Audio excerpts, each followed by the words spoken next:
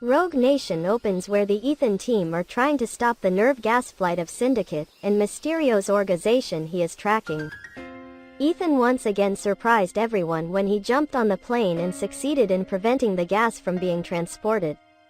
Returning to London, Ethan went to the IMF station.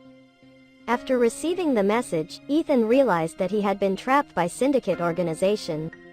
Immediately, he was locked in a closed room with poisonous gas, causing him to lose consciousness.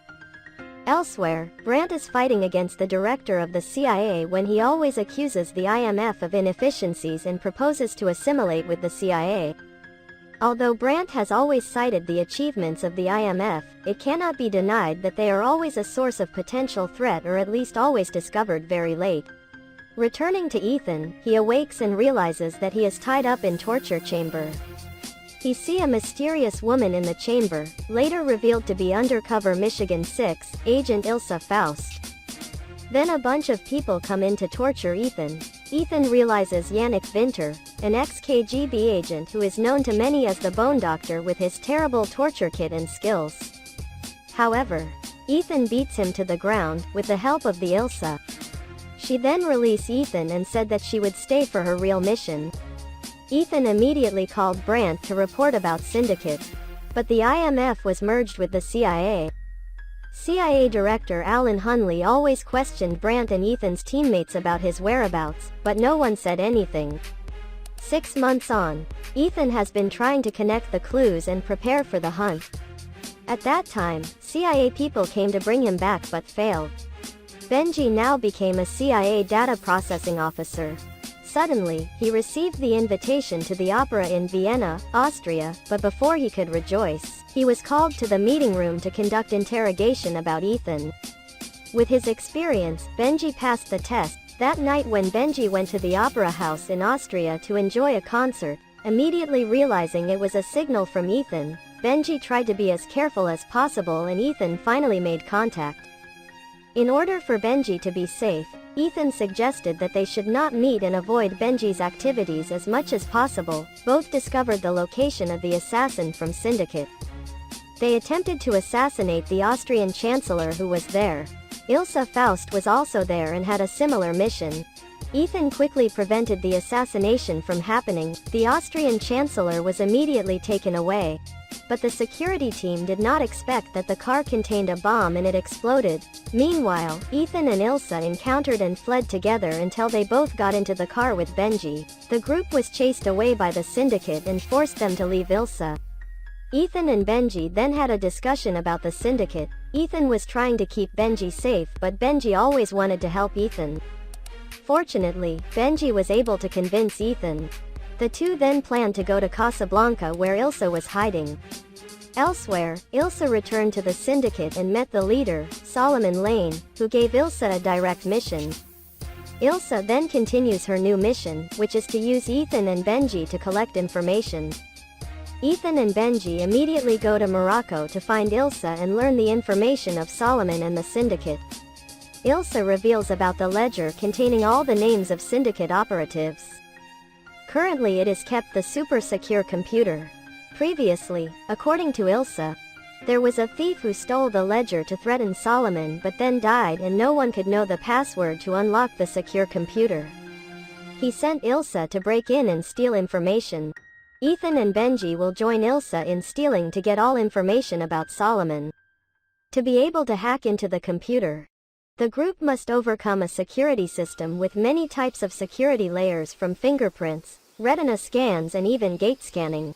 So the team had to find a way to dive into a water tank to change the chip that controls the security system, but they couldn't use the oxygen tank because if metal was detected, the system would automatically close. This forced Ethan to dive there for 3 minutes. Meanwhile, Brandt contacted Luther to be able to find out the location of Solomon and Ilsa. Through his drawing, Luther immediately found Ilsa and identified her place. At this time, Ilsa, Ethan and Benji are at the place to carry out the mission. Ethan and Ilsa broke in from above to access the chip.